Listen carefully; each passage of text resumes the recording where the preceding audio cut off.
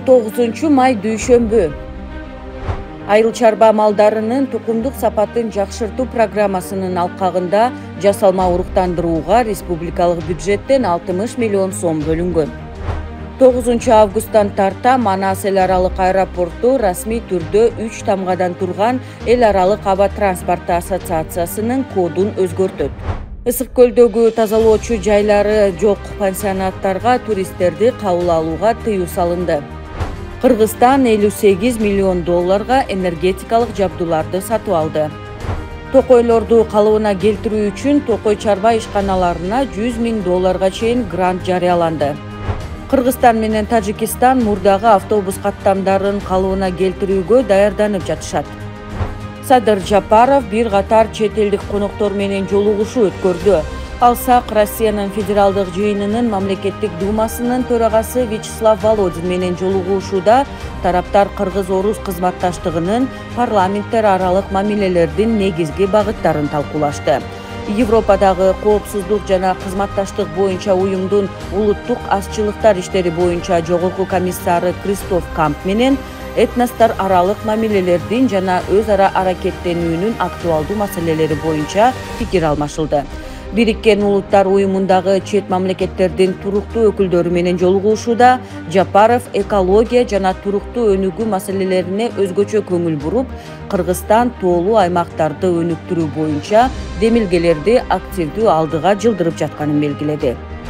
Бишкектеги курулуш объектилеринин биринде 46 чет элдик жаранды мыйзамсыз жумушка орноштуруу фактысы аныкталды. Бул чет элдик жарандар Кыргызстанда туристтик визанын негизинде болуп, өлкөдө иштөөгө укугу жок болгону аныкталган. Кыргызстан бензиндин импортун көбөйтүүнү улантууда. Үстүбүздөгү жылдын январь-март айларында Кыргызстанга 100 миллион долларга 230 миллион литрден ашык бензин ташылып келинген. Бул өткөн жылдын ушул мезгилине салыштырмалуу 36%га көп. 20 май шейшемби. Быйыл Кыргызстанда 1100 километрден ашык жол салынат. Орусия чет элдиктерди өлкөгө кирүү максатын 4 күн мурун билдирүүгө милдеттендирди. Бул кыргызстандыктарга да тиешелүү. Өлкөдө аял ишкерлерди колдоо максатында Япониянын жакырчылыкты кыскартуу фонду тарабынан 40 миллион сомдук жеңилдетилген насыя бериле баштайт. Бишкекте 1,5 миллион долларлык жаңы гемодиализ борбору ачылды. 2025 жылдын 15 майына карата айыл чарбасын каржылоо 13 долбоорунун алкагында жалпы суммасы 2,5 миллиард сомго 4000ден ашык насыя берилди. Баткенде көмүр казуучу карьерлердин биринде эркек киши газга ууланып каза болду. Бишкекте өз мекендештери үчүн жасалма документтерди даярдоо жана сатуу каналын уюштурган деп шектелген Бангладештин жараны кармалды. 4 айда Кыргызстандан 13 000 тонна сүт азыктары экспортталды. Айтматов проспектисинде өзгөчө чырактар орнотулду. Ар бир мамычанын бийиктиги 4 метрдей болуп, 9 чоң лампа менен жабдылган. 21 май шаршемби. Менин шаарым мобилдик тиркемесине жаңы функция кошулду. Эми тиркеменин колдонуучулары туура эмес токтотулуп, эвакуацияланган автоунаалар тууралуу маалыматты реалдуу убакыт режиминде көрө алышат.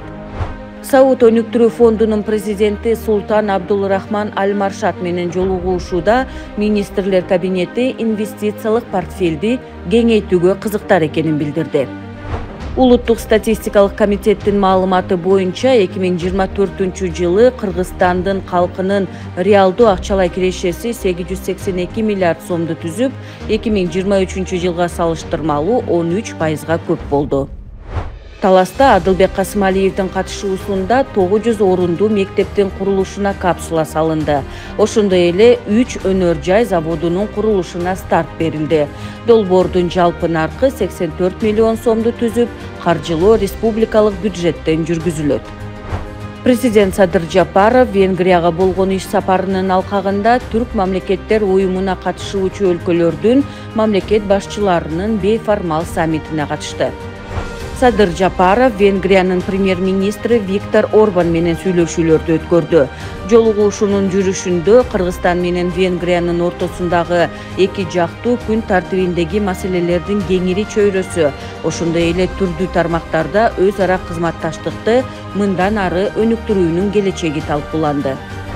Достук чек арасында Өзбекстандан мыйзамсыз ташылып келген малдын ич эти артка кайтарылды. УКМК 10-июндан тарта өлкө аймагында миграциялык мыйзамдарды бузуу фактыларын аныктоо боюнча нелегал аттуу масштабдуу операция баштала турганын билдирди. 22 май бейшемби. Кыргызстанда жазгы айдап себүү иштери аяктап жатат. Азыркы тапта дээрлик 600 000 гектар аянтта себүү иштери жүргүзүлдү. Ош облусунда 1 миллиард сомдон ашуун каражатка энергетикалык объектилер курулат. Адылбек Касымалиевдин катышуусунда капсула салуу аземи өттү. Президент Садыр Жапаров Сауд Аравиянын Соода өнөр жай палаталары Федерациясынын башкармалыгынын төрагасы Хасан Муаджеб Аль-Хувайзини кабыл алды. Жолугушууда инвестициялык кызматташуу, соода экономикалык байланыштарды чыңдоо жана эки тараптуу кызматташууну кеңейтүү маселелери талкууланды. Жер ресурстары боюнча мамлекеттик агенттиктин маалыматы боюнча апрель айында Бишкектеги батирлердин баасы орто эсеп менен 9%га кымбаттады. Турак жайдын 1 чарчы метринин орточо баасы 130 000 сомго жетти. Министрлер кабинетинин төрагасы Адылбек Касымалиев Өзгөн районундагы бир катар социалдык объекттердин жана заводдун ачылышына катышты. Бишкекте энелерди колдоо борбору ачылды. Бул жерде жумушка орношууга жана документтерди калыбына келтирүүгө жардам берет. Мыйзамсыз акча жүгүртүүнү уюштурган Кыргызстандын жарандары кармалды. Алар мамлекеттик органдарда расмий эсепке турбастан акча алмаштыруу пункттары аркылуу Россиядан келген жалпысынан 20 миллион долларга жакын каражатты мыйзамсыз жүгүрткөн. Улуттук статистикалык комитеттин маалыматы боюнча каржы сектору 2025 жылдын 1-кварталында 8,5 миллиард сомдон ашык киреше көрсөттү. Мигранттар 10-июнга чейин мыйзамдаштырылышы керек. Жарлыкка президент кол койду. 23 май жума. 2025 жылдын 1-кварталында базарлардагы соода жайларын ижарага алуучулардан 768 миллион сом өндүрүлгөн. Уна токтотуучу жайларга төлөөдөн качкандар үчүн айыппулдар киргизилүүдө.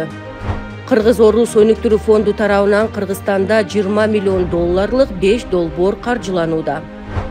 Кыргыз-Кытай чек арасындагы бедел өткөрмө пункту ишин жандантты. Талас районунда көрүстөн үчүн 2,5 гектар токой аянты мыйзамсыз колдонулганы аныкталды.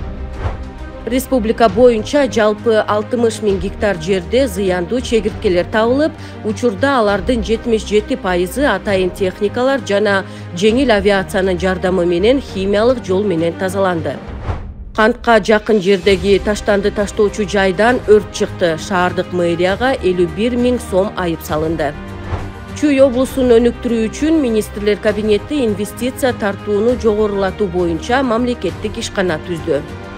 Ош шаардык казыятынын жооптуу кызматкерлери тарабынан мыйзамсыз акча чогултуу схемасы аныкталып, мыйзамсыз аракеттерге бөгөт коюлду. Каракол шаарында президент Садыр Жапаровдун катышуусунда толугу менен реконструкциядан өткөн шаардык стадиондун салтанаттуу ачылышы болду. 24 май ишемби. Кыргызстан фостердик үй бүлө маселелери боюнча декларацияга кол койду. Бул кадам балдардын укуктарын коргоого жана альтернативалык кам көрүү системасын өнүктүрүүгө умтулгандыгынын маанилүү ырастоосу болду. Кара Суу районунда күчтүү таасир этүүчү дарыларды сатып жүргөндөр аныкталып кармалды. Баткендеги мурдагы заводдун 8 гектардан ашуун жери мамлекетке кайтарылды.